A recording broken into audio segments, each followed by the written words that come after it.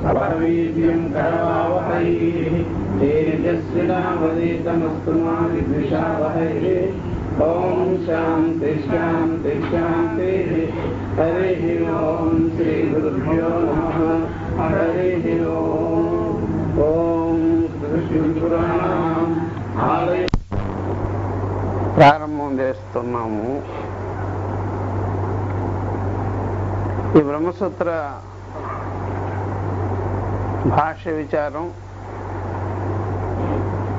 బాదరాయణ మహర్షుల యొక్క సూత్రానికి వ్యాఖ్యానమై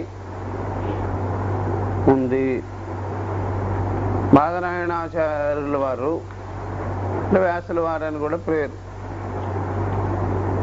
ఆయన 555 సూత్రాలు అన్ని ఉపనిషత్తులు సానుభూతంగా తీసుకొని అన్ని ఉపనిషత్తులు ఆ ఉపనిషత్తుల్లో స్పష్టమైనటువంటి లింగవాక్యాలని అస్పష్టమైన లింగవాక్యాలని ఉంటాయి.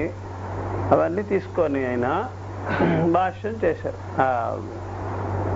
సూత్రం చేశారు. సూత్రాలు ఈ సూత్రాలు 3/5 అన్నమాట. 555 సూత్రాలు ఆ ఉపనిషత్తుల్లో ఉండే వాక్య విచారాన్ని ఆయన సూత్రబద్ధంగా చేశారు. బాదరాయణ మహర్షులు వారు అంటారు. వ్యాస మహర్షి కూడా అని పేరు. పురాణాలు రాసిన వారు వేరు, ఈ వేదాంత విద్యని రాసిన వారు వేరు అన్నమాట. ఆయనైనా ఒకటి కాదు. పౌరాణిక వ్యాసులు వేరు, ఈ వేదాంత వ్యాసుల వారు వేరనమాట. పేర్లు అలాగా ఒకటిగా కనిపిస్తుంటాయి. కాబట్టి ఈ యొక్క బాదరాయణ మహర్షి అనేటువంటి ఈ యొక్క వ్యాసుల వారు ఈ సూత్రాలు రాసి పెట్టుకొని ఉండేవారు. దీనికి సరైనటువంటి వ్యాఖ్యానం చేయవారు కావాలి అనేది ఆయనకి సత్సంకల్పం.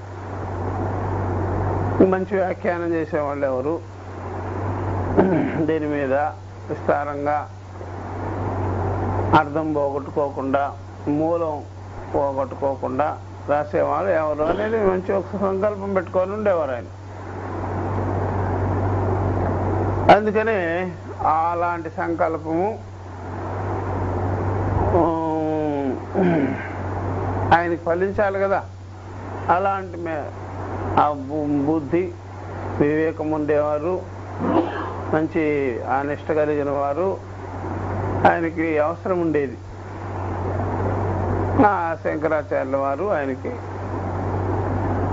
తటస్థపడ్డారన్నమాట. ఆయనకి ఉపనిషత్తుల మీద వ్యాఖ్యానం చేయాలి అని శంకర్ల వారికి కూడా ఉండేది. సరే, అలా కలిశారు ఇద్దరు. ఆ విధంగా ఆయనకి వాళ్ళ గురువులు అందించారు ఆ సూత్రాలు. శంకరాచార్యుల వారి గురువులు అందించారు. ఆ సంకల్పం ఈయనకు వచ్చింది. ఈయన కూడా ఉపనిషత్తుల మీద భాష్యాలు రాశారు. ఆ ఉపనిషత్తుల్లో క్రోడీకరింపబడినటువంటి వాక్యాదులంతా ఇలాగ తీసుకొని దాని మీద భాష్యం చేయాలి అనే సదుద్దేశం ఆయనకి కలిగింది. ఈ ప్రకారంగా ఆయన సంకల్పము ఇలాగా భాష్యం చేసేదానికి శంకర్ల వారిలో ఫలించుతారు. కాబట్టి ఈయనకి చెయ్యాలని ఉంది, ఆయనకి ఎవరు చేస్తారని ఉంది. కాబట్టి ఈ ప్రకారంగా ఆ సంకల్పం శంకర్ల వారిలో ఫలించింది. ఆయన కూడా ఈ ప్రకారంగా గురువుల దగ్గర ఇంత విద్య ఉంది, ఉపనిషత్తుల్లో ఇంత రహస్యాలు ఉన్నాయి, ఇవన్నీ బయట పెట్టాలి కదా, సామాన్య జనులకు కూడా అందుబాటులో ఉండాలి అనే మంచి ఉద్దేశం కలిగింది. ఆ ఉద్దేశమే ఫలించి ఈ ఉపనిషత్ భాష్య విచారం చేయవలసి వచ్చింది. సూత్ర భాష్య విచారం కూడా చేయవలసి వచ్చింది. అలా గీతా భాష్య విచారం కూడా చేయవలసి వచ్చింది. ఇలాగ ప్రస్థానత్రయము ఈరోజు మన కళ్ళ ముందు ఉంది అంటే దానికి కారణం ఎవరో? శంకర్లు. ఇలాగ మహర్షుల యొక్క సంకల్ప ఫలము ఫలించిందనమాట శంకరుల వారి ద్వారా. వాళ్ళు చేసుకున్న విచారం అంతా ఈరోజు ఆయన ముందు నిలబడింది. అలాగే ఎవరైనా సంకల్పం చేస్తే ఆ సంకల్పము సత్సంకల్పమయ్యి ఉపయోగకారకంగా అందరికీ శ్రేయస్సుని కలిగించేటట్టుగా ఉండినట్లయితే ఎవరి ద్వారా అయినా ఫలిస్తుంటుంది, ఫలించకుండా ఉండదు, ఫలిస్తుంది. అందువల్ల సంకల్పంలో అలాంటి ప్రభావం ఉంటుంది. ఆ సంకల్పం అలా నెరవేర్తీరుతుంది. ఈ ప్రకారంగా శంకరాచార్యుల వారు ఈ భాష్యాన్ని తీసుకొచ్చారన్నమాట ఈ లోకంలో. శంకర్ల వారు కానీ అలా భాష్యం కానీ రచించకపోతే ఎవరికి మంత్రాలని కనుక్కోవడం అనేది అంత సులభంగానే కాదు. వైష్ణవులకి కాదు, శైవులకు కూడా కాదు, అంతుపట్టదు. ఎందుకని ఆయన చెప్పితేనే వీళ్ళు ఆ అర్థాన్ని గ్రహించుకోగలిగారు. కానీ శంకర్లు కానీ అర్థం చెప్పకపోతే వైష్ణవులు కూడా సరే ద్వైత భావాన్ని కూడా వాళ్ళు కనుక్కోవడం సాధ్యపడదు.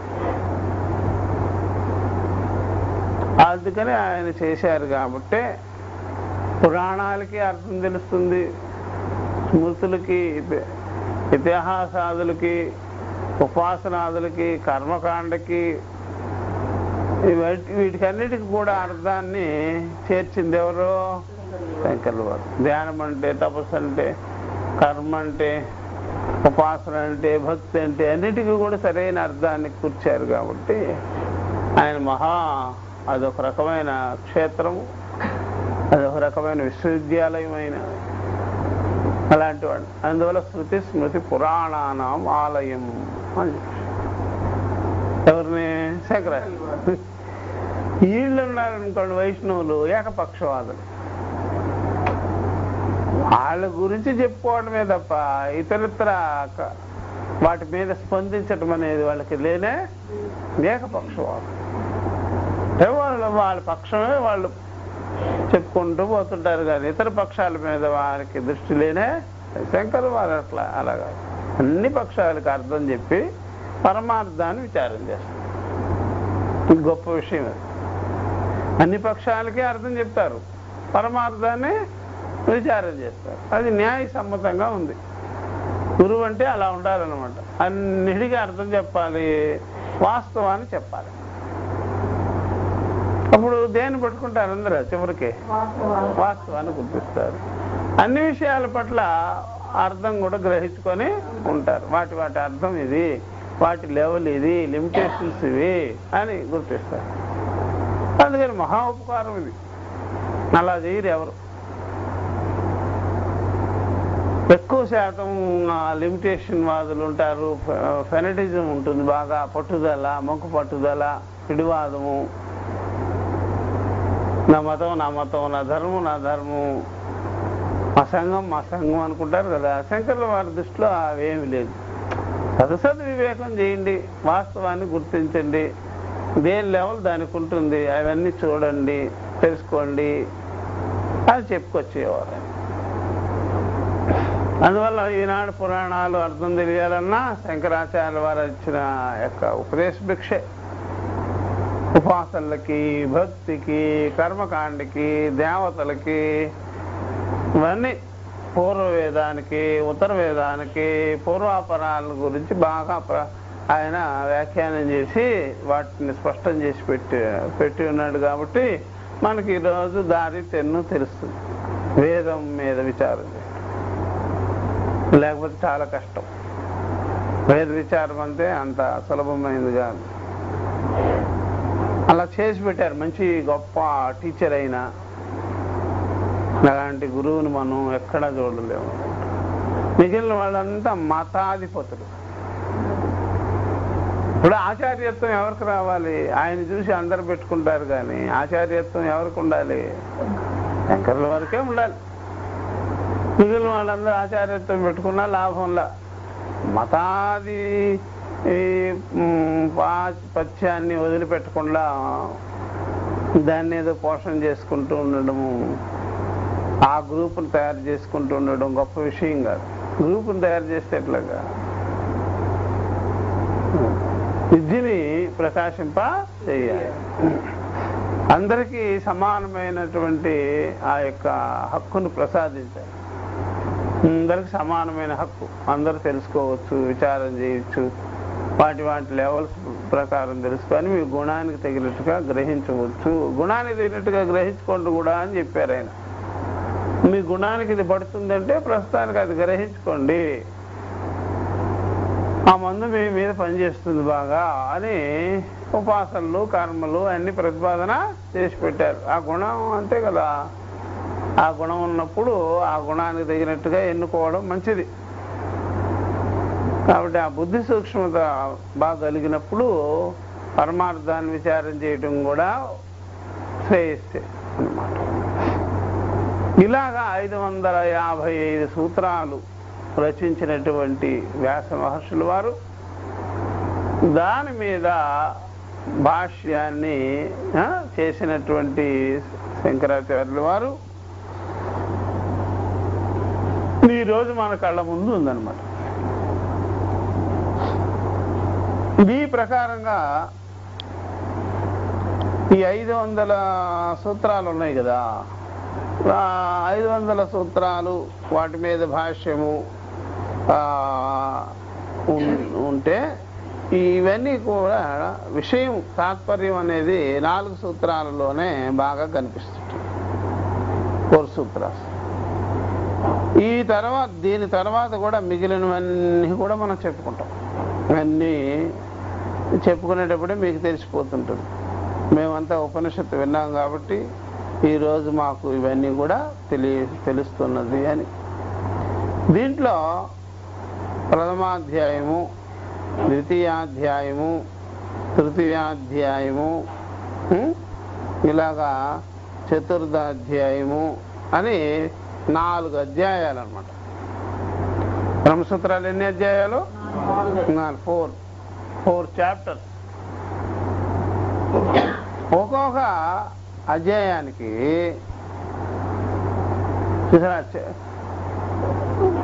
చతురధ్యాయి అంటారు. ఒక్కొక్క అధ్యాయానికి 4 పాదాలు పెట్టారు ఆయన. 4 చాప్టర్స్, 4 పాదాస్, అధికరణాలు ఉంటాయి. ప్రతి అధ్యాయానికి కొన్ని అధికరణాలు ఉంటాయి. ఒక్కొక్క సూత్రం ఒక్కొక్క అధికరణాన్ని కూడా మెయింటైన్ చేస్తుంటుంది. కొన్ని అధికరణాలు కొన్ని సూత్రాలు కలిగి ఉంటాయి. అందువల్ల అధ్యాయము, పాదము, అధికరణము, సరే ఇన్ని ఉన్నాయి దీంట్లో. అధ్యాయము, పాదము, అధికరణము, సూత్రాలు, ఇట్లా ఉంటాయి బ్రహ్మసూత్రాలు. ఇప్పుడు మనం ప్రథమాధ్యాయము, ప్రథమ పాదం మొదలు పెట్టామనుకోండి, దాంట్లో జిజ్ఞాస విషయం గురించి మాట్లాడుతుంది. ఒక అధికరణమే అదంతా, ఒక్క సూత్రము ఒక అధికరణం జిజ్ఞాస గురించి మాట్లాడు. తర్వాత దేని గురించి జిజ్ఞాస, ఎవరు చెయ్యాలి అన్ని దానిలోకి వచ్చేస్తాయి. దేని గురించి జిజ్ఞాస చేయదలిచారు మీరు, ఎవరు చెయ్యాలి, ఎలా చెయ్యాలి, అన్ని విషయాలు దానిలోకి వస్తాయి అన్నమాట.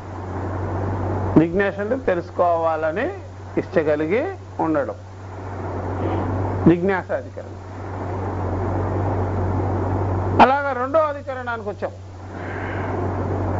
ఈ 2వ అధికరణానికి రావడంలో, అధికరణము అంటే ఆ విషయాన్ని గురించి చర్చ చేసేటువంటి, ఆ విషయాన్ని గురించి మాట్లాడుతుంది అనమాట. అది ఎక్కువ శాతం దాన్ని అధికరణం. 2వ అధికరణము జన్మాది అధికరణం.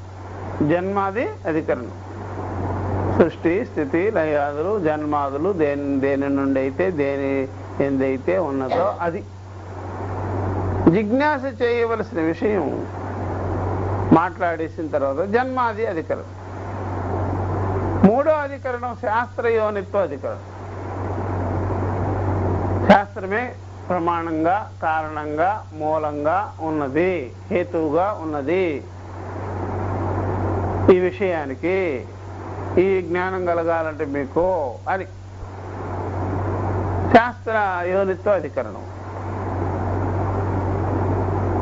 ఇక నాలుగవ అధికరణానికి వచ్చామనుకోండి, సమన్వయాధికరణం. వేదాంత వాక్యాలన్నీ కూడా పోగుపెట్టుకొని దానిలో మనం గ్రేడింగ్ అంతా ఒకదాని క్రమబద్ధీకరణ చేసుకుంటూ సమన్వయాన్ని పొందించుకోవడం. ఆ వస్తువు, ఆ విషయంలో ఆ యొక్క దేనికి మన ఏ జ్ఞానాన్ని కలిగించుకోవాలో, బ్రహ్మజ్ఞానం కదా, ఆ బ్రహ్మజ్ఞాన విషయే శాస్త్ర వాక్యాన్ని సమన్వయాధికరణాన్ని సమన్వయానికి తీసుకురావడం అనమాట. బ్రహ్మ విషయంలో వాక్యాలంతా, శాస్త్ర వాక్యాలంతా ఒక క్రమంలో పెట్టేసేసి సమన్వయ అధికరణం అంట. అన్ని వేదాంత వాక్యాలన్నీ కూడా బ్రహ్మము ఎందే సమన్వితం అవుతున్నాయి. చూడండి, బ్రహ్మము ఎందే సమనగత అని. దానికి ఒక దృష్టాంతం చెప్పాలంటే, పుష్పాలు రకరకాలుగా ఉన్నప్పటికీ కూడా ఒక తంతుకి, ఒక దారానికి గొచ్చబడినట్టుగా ఇలాగా ఈ బ్రహ్మ విచారంలోనే మొత్తం ఎవ్రీథింగ్ ఉపనిషత్స్ అన్నీ కూడా కూర్చబడ్డాయి. దీన్ని ఏం అధికరణం అంటారు? సమన్వయాధికరణం. ఇది 4 సూత్రాస్, 4 అధికరణాస్ వచ్చేసి. అంటే ప్రథమ పాదం కంప్లీట్ కాదా, 4 సూత్రాలు అయిపోయినాయి. ఈ 4 సూత్రాల మీదనే ప్రచండమైన వ్యాఖ్యానాలు చేసిన వారు ఉన్నారు. మామూలు వ్యాఖ్యానాలు కాదు, అంత గొప్ప గొప్ప వ్యాఖ్యానాలన్నీ బయలుదేరేసినాయి. 4 సూత్రాలు పండితులు గొప్ప గొప్ప వాళ్ళంతా రాసి పెట్టేసినారు. సామాన్యంగా జరగల బ్రహ్మసూత్రాల మీద వ్యాఖ్యానాలు చాలా మంది రాశారు. శైవులు రాశారు, వైష్ణవులు రాశారు, శాక్తేయులు రాశారు. ఇలాగా భామతికారులు రాశారు, వివరణకారులు రాశారు. శంకరాచార్యుల వారి పక్షాన్ని 2గా గ్రహించుకున్న వారు ఉన్నారు. భామతి పక్షం ఒకటి, వివరణ పక్షం ఒకటి. ఆయన శిష్యులు ఆయన రాసిపోయిన తర్వాత ఇవన్నీ వచ్చేసినాయి. వాళ్ళు చేసిన వ్యాఖ్యానాల మీదే శిష్యులందరూ డిపెండ్ అయ్యి ఏదైనా మనం వేదాంతం చెప్పాలంటే బ్రహ్మసూత్రాల పైన నుంచి వచ్చిన వ్యాఖ్యానాలనే అనుసరిస్తుంటాం అన్నమాట. బ్రహ్మసూత్రాలే మూలం. ఎవరిదైనా సరే ఈ యొక్క సూత్ర భాష్యమే మూలం అన్నమాట. తీసుకొని అంత వ్యాఖ్యానాలు ప్రపంచం అంతా వెదజల్లబడ్డాయి. ముందుగా సూత్రానికి వ్యాఖ్యానంగా చేయకపోతే ఇంత విస్తారం అయ్యేది కాదు వేదాంత ప్రస్థానం అంతా. వేదాంత విచారాలు, వేదాంత ఉపదేశాలు ఇన్ని రకాలుగా ఉన్నాయి. చిన్న చిన్న సూక్ష్మ భేదాలు అందరికి తెలియవు, పట్టుకున్న వాళ్ళకే తెలుస్తుంది, అందరికి తెలిసిపోవు. ఇప్పుడు మన సంఘంలోకి వచ్చిన తర్వాత తెలుస్తాయి, మా ఈ సముదాయంలో తెలుస్తుంది. అందరికి ఎవరు పడితే ఆ స్వాములు బోళ్ళు మంది ఉంటారు, పీఠాలు ఉంటాయి కదా, వాళ్ళకి అందరికి తెలిసిపోవు వెంటనే. ఈ పద్ధతి వేరు. వాళ్ళ దగ్గరికి వెళితే ఈ సూక్ష్మ భేదాలన్నీ మనం గ్రహించుకుంటుంటాం. కాబట్టి ప్రపంచంలో 2 భేదాలు ఉన్నాయి, వివరణ భేదము, భామతి భేదము. భామతి వ్యాఖ్యానం వాచస్పతి మిశ్రా అని ఆయన ఈ సూత్ర భాష్యం మీద, అంటే శంకర్ల వారు చేసినటువంటి ఈ భాష్యం మీద రాసుకొచ్చాడు. ఎవరు? భామతి. ఆయన పేరు వాచస్పతి మిశ్రా అని ఆయన రాశారు. శంకర్ తర్వాతే రాశారు. రాసి ఆయన కొంత స్వాభిప్రాయం అంతా రాసేసారు. శంకర్లు ఇలా అన్నారు, ఇలా అన్నారు, ఇలా అన్నారు. కొన్ని మాటలకి అర్థం ఆ గురువులు అనుభవంతో తెలుసుకోండి, నిశ్చయం చేసుకొని తెలుసుకోండి అన్నట్టుగా ఉంటాయి వాళ్ళవి. వీళ్ళేమో ఆయన అభిప్రాయం ఇది, ఆయన భావం ఇది, ఆయన రాసిపెట్టేసి. తర్వాత పంచపాదికా ప్రస్థానం అని వచ్చింది. ఈ పంచపాదికా ప్రస్థానము అనేటువంటిది సరే శంకరాచార్యుల వారు శిష్యులు అనుకోబడేటువంటి పేరు. పద్మపాదాచార్యుల వారు దాన్ని ఏం చేశారంటే 5 పాదాల మీద రాసినాడు ఆయన. పంచపాదం 5 పాదాల మీదే రాశాడు ఆయన, ఎక్కువ రాయలే.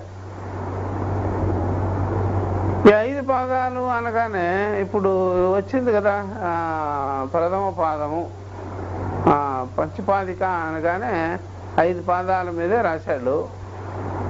అంటే ఎక్కువ కాదు, పూర్తిగా కాదు బ్రహ్మసూత్రాలు. ఆయన పూర్తిగా రాస్తే బ్రహ్మసూత్ర భాష్యం మీద వ్యాఖ్యానం చేస్తే వాళ్ళు కర్మిష్ఠులు కాబట్టి పంచపాదికాకారుడు పద్మపాదాచార్యుల వారి యొక్క కుటుంబం, వాళ్ళ తల్లిదండ్రులు, వాళ్ళ మేనమామలు, వీళ్ళంతా కలిపి కర్మిష్ఠులు. వాళ్ళు ఆ కర్మిష్ఠులు వాళ్ళని ఆకర్షించుకున్నారు శంకరుల వారు. తీసుకెళ్ళి ఆయన వేదాంత బోధ చేశారు. వాళ్ళకి కక్ష ఉంటుంది కదా, మా కొడుకుని ఇలా చేశాడు, మా వాళ్ళని ఇలా చేశాడు శంకరాచార్యుల వారని. అది పెట్టుకొని ఎలాగైనా సరే దెబ్బతీయాలి అని ఎక్కువ శాతం శంకరాచార్యుల వారిని అలా చేసిన వాళ్ళే ఎక్కువ. బౌద్ధులు కానీ, కర్మిష్ఠులు కానీ, శాక్తేయులు కానీ, ద్వైతవాదులు, వాళ్ళందరూ కూడా తార్కికులు, వాళ్ళందరూ శంకరాచార్యుల వారిని ఈ విధంగా మట్టు పెట్టారు హిమాలయాల్లో. హిమాలయాలకు తీసుకెళ్ళి ఆయన్ని కనిపించకుండా దృశ్యం చేసి పెట్టేసి ఏదో ప్రయోగం చేసి మట్టు పెట్టారు. వాళ్ళకి కోపం ఉంటుంది కదా, ఇలాగా వేదాంతం పేరుతో. వాళ్ళే ఇప్పుడు పీఠాధిపత్యం చేసుకుంటూ అన్ని రకాలుగా ఇప్పుడు ఉంటున్నారు. ఎక్కువ శాతం శాక్తేయాన్ని ఇష్టపడేదానికి కారణం అదే. శంకరాచార్యుల వారికి అవేమి లేవు. అర్థం చెప్పువారే కానీ దేన్ని ఒక దాన్ని పెట్టుకొని హృదయంలో పైకి ఒక నటన చేసేవారు కానీ పైకి నటన చేయరు. అన్నిటికీ అర్థాలు చెప్తారు, పరమార్థం ఇది అని చెప్పేస్తారు. సద్వివేకం చేసేటువంటి ఆ యొక్క మహనీయుడే కానీ అయినా ఏదో ఒక దాంట్లో ఇరుక్కొని దాన్ని పోషణ చేస్తూ పైకి మాత్రం శంకరాచార్యుల వారు ఆ పీఠం ఈ పీఠం అని చెప్పుకునే రకంగానే కాదు. మనకి ఏ పీఠం లేదు. ఆ తర్వాత వచ్చిన అనుయాయులే ఇలా చేసి పెట్టారు. తర్వాత వచ్చిన అనుయాయులే ఇలా చేశారు. ఇప్పుడు కాంగ్రెస్ ఏ విధంగా అనుయాయులదా కాంగ్రెస్ లేకపోతే ఏమైనా గాంధీ గారిదా కాంగ్రెస్? అనుయాయులది కాంగ్రెస్,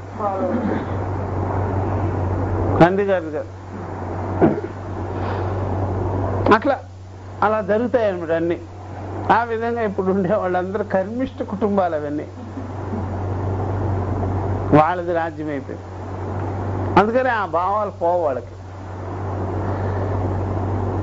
ఈ పంచపాది ఈ యొక్క మొత్తం ఆయన రాస్తే ఆయన పద్మపాదాచార్యుల వారు వాళ్ళ యొక్క మేనమామూలు వాళ్ళ కుటుంబం అంతా దాన్ని కాల్చిపారేసేసి ఆ భాష్యం మీద చేయబడిన ఉపవ్యాఖ్యానాన్ని కాల్చేసింది.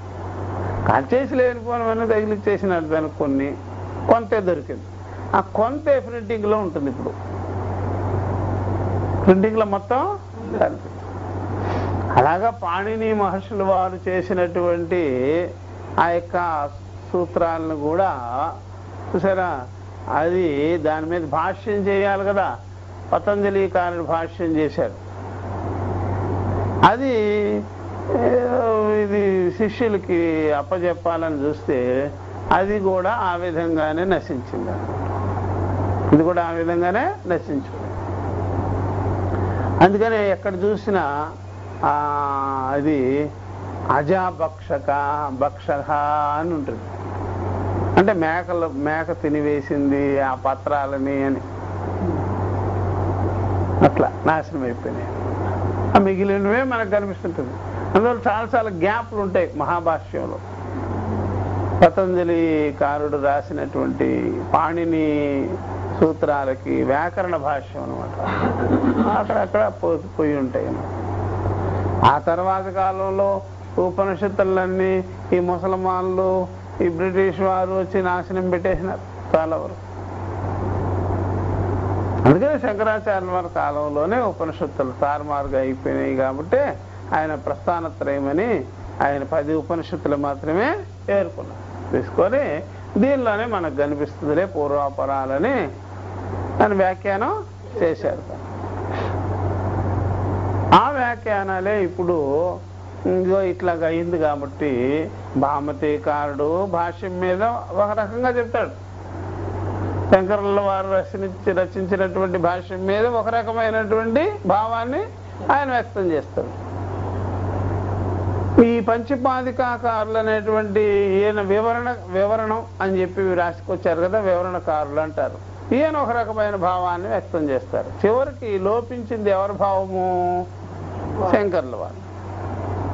శంకరుల వారిది మిస్ అయిపోయింది అనమాట. వీళ్ళదేమో ఇది బయటకు వచ్చింది.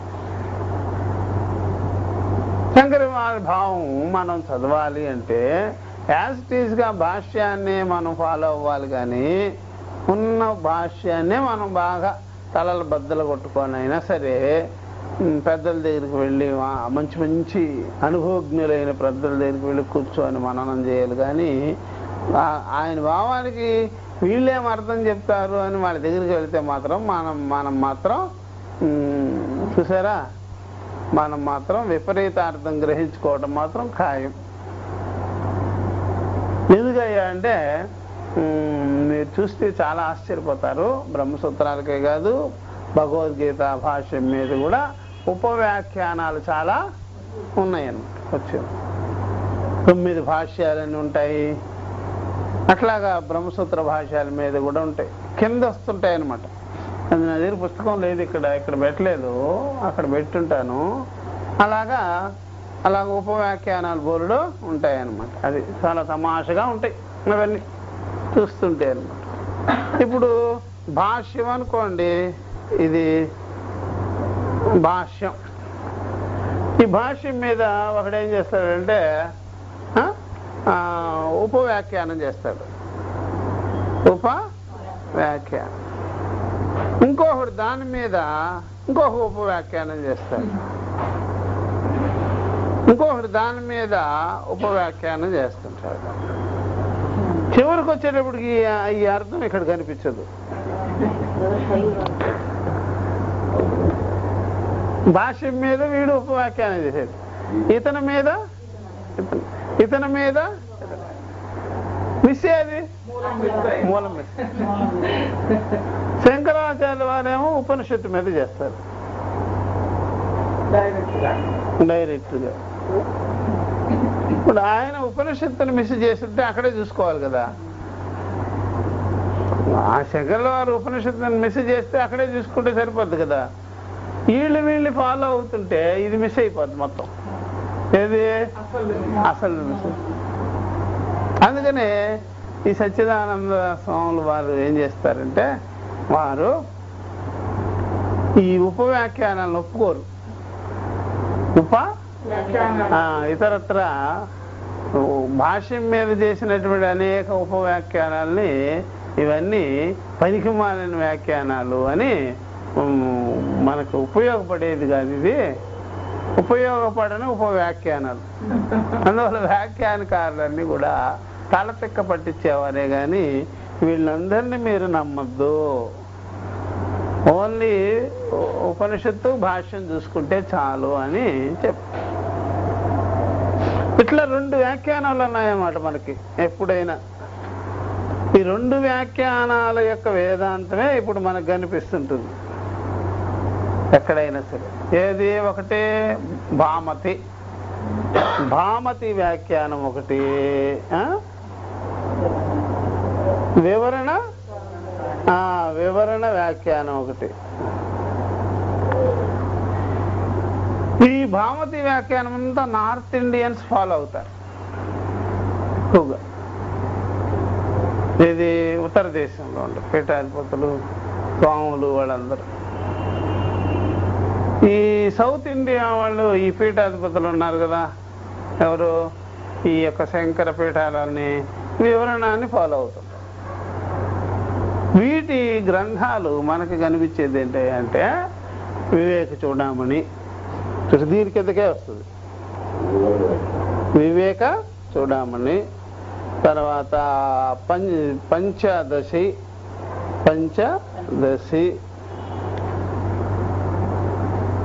ఇట్లాంటివన్నీ పుస్తకాలు. అలాగే అపరోక్షానుభూతి అట్లాంటివన్నీ, దృగ్దృశ్య వివేకం, ఇలా కొన్ని పుస్తకాలు ఉంటాయి. ఇప్పుడు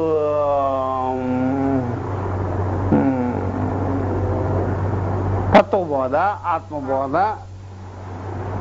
ఇలాంటి ప్రకరణాలు ఎన్ని కనిపిస్తున్నాయో మనకి, అవన్నీ వివరణాన్ని ఫాలో అవుతుంటాయి. మనకు తెలియదు. అది భాష్యం చదువుకున్న వాళ్ళని చదువుకున్న తర్వాత మాయా వివరణం అని ఇంకా రకరకాలు ఉంటాయి. ఇంకా చాలా పుస్తకాలు ఉంటాయి. వీళ్ళందరూ వాళ్ళు వేశారు, పుస్తకాలు చాలా వేశారు. ఆ విధంగా తెనాలి వాళ్ళు శంకర గ్రంథవళి అని వేశారు, దాంట్లో ఉంటాయి. ఇలాంటి దానిలో చూసుకుంటే చాలా వస్తుంటాయి, ఎన్నో వస్తుంటాయి. మనకు కనిపించకుండా చాలా పోయినాయి. అందుకని ఆ ప్రకరణ గ్రంథాలన్నీ ఏదో బాగా ఉంది, బేగా ఉంది అని పట్టుకుంటే ఈ దప్పది గతి మనకి వివరణ గతి. వివరణ సంప్రదాయం దాంట్లో ఉంటుందన్నమాట. అంటే వివరణ అంటే ఎవరిది? శంకరాచార్యుల వారి మీద రాసినటువంటి ఉపవ్యాఖ్యానం, వివరణ వ్యాఖ్యానం. దాని